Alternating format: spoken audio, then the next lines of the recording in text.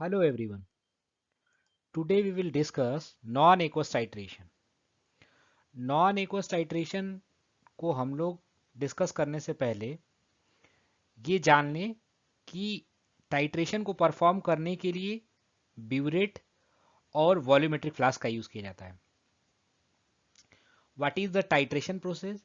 Titration is a process which is performed by the slow addition of standard solution titrant.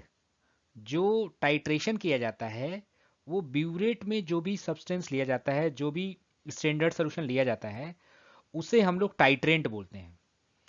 So titration is a process which is performed by the slow addition of standard solution, we can say it is a titrant, from the burette to a solution of a analyte until the reaction between the two is completed. तो analyte जो होता है वो volumetric flask में नीचे लेते हैं और ऊपर जो लेते हैं उसे बोलते हैं हम titrant.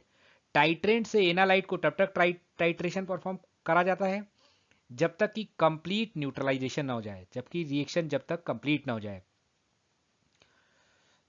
So it is a titration process. Non aqueous titration क्या होता है? बेसिकली नॉन एक्वस टाइट्रेशन वो टाइट्रेशन होता है जिसमें हम लोग वाटर का यूज नहीं करते हैं, या हम कह सकते हैं कि ना एब्सेंस ऑफ एक्वस मीडियम जो टाइट्रेशन परफॉर्म किया जाए उसे नॉन एक्वस टाइट्रेशन कहते हैं. Titration which are carried out in absence of aqueous medium water are called the non aqueous titration. क्या रीजन होता है चूज करने का non aqueous titration? So the reason for the choosing a non-aqueous titration, substance which are insoluble in water, ऐसे substance जो water में soluble नहीं होते हैं but soluble in a non-aqueous medium, but non-aqueous organic solvents में soluble होते हैं. ऐसे substance are reactive with the water. ऐसे substance जो water से reaction generate करते हैं, water में जो unreactive form में नहीं रह पाते हैं, उनको हम लोग basically नॉन एक्वस टाइट्रेशन के थ्रू आइडेंटिफाई करते हैं.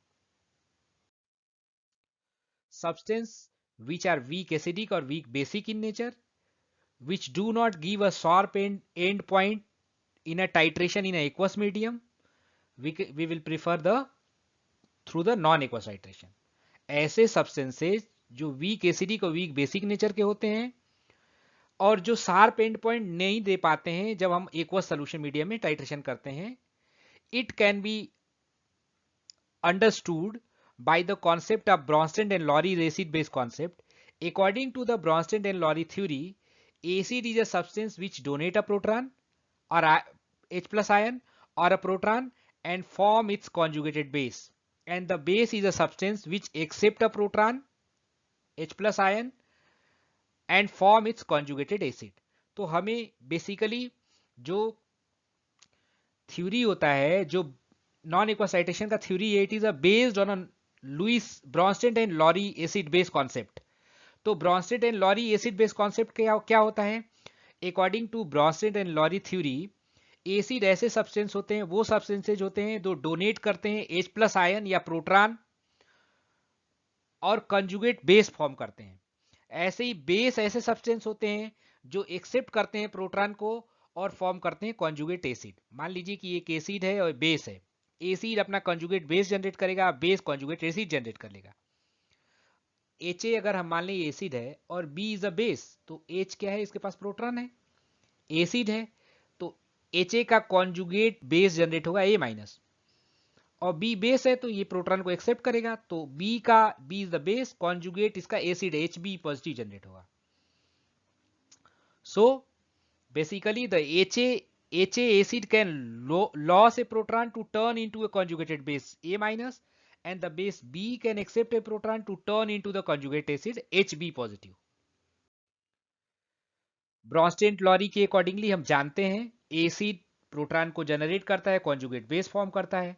एक conjugate base can accept a proton and from an acid, जैसे NH4 ले लिया हम लोगों ने. NH4 तो ये क्या करता है? H प्लस आयन जनरेट किया और NH3 जनरेट किया. प्रोटॉन को लिया हुआ था पहले, NH4 पॉजिटिव होता है, H प्लस आयन जनरेट कर लिया और अमोनिया जनरेट कर लिया. ऐसे hydrogen fluoride H plus ion generate किया, F minus fluoride ion generate कर लिया. So Bronsted and Lowry base.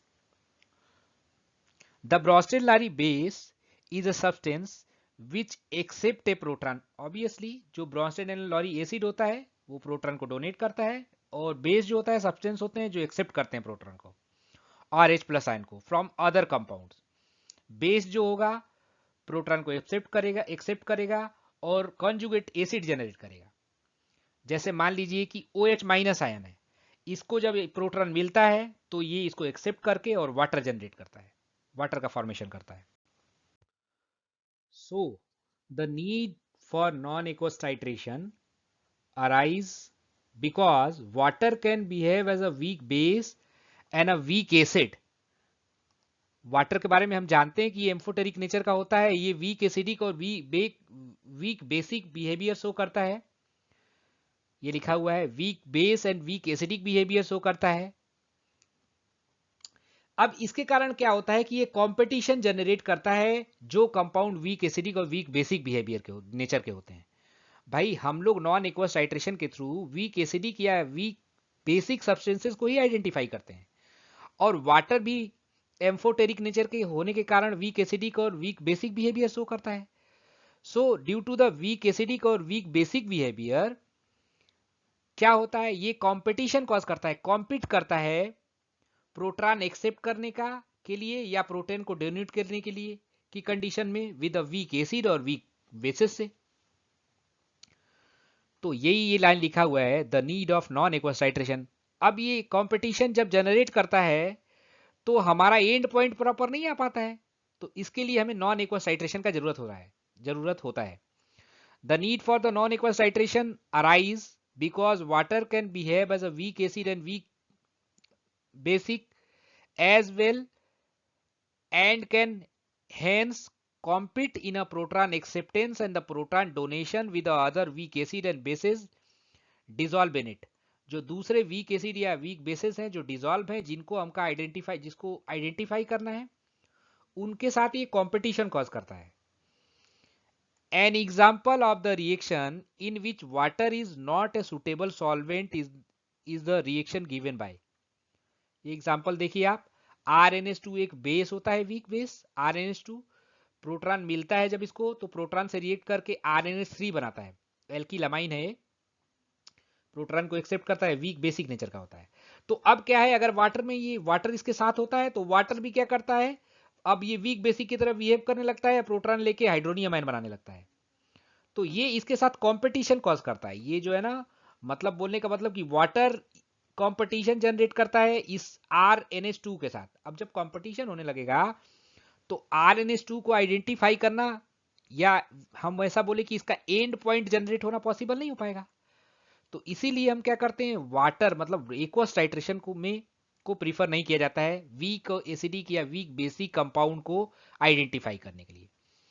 This type of competition provided by the water towards weak bases or weak acids makes it difficult to detect the end point of the titration. End point of the titration को detect करने के लिए difficulty हो जाता है.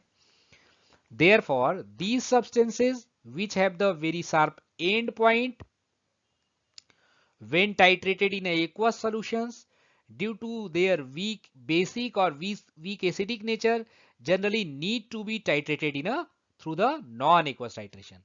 तो हमें याद रखना है कि very sharp end point generate न होने के कारण वाटर के जो है एम्फोटेरिक नेचर के बिहेवियर के कारण, वाटर के इन्फ्लुएंस के कारण जो हमारे वेरी वीक एसिड और बेसिस होते हैं उनका टाइट्रेशन हम लोग नॉन एक्वस टाइट्रेशन के थ्रू परफॉर्म करते हैं.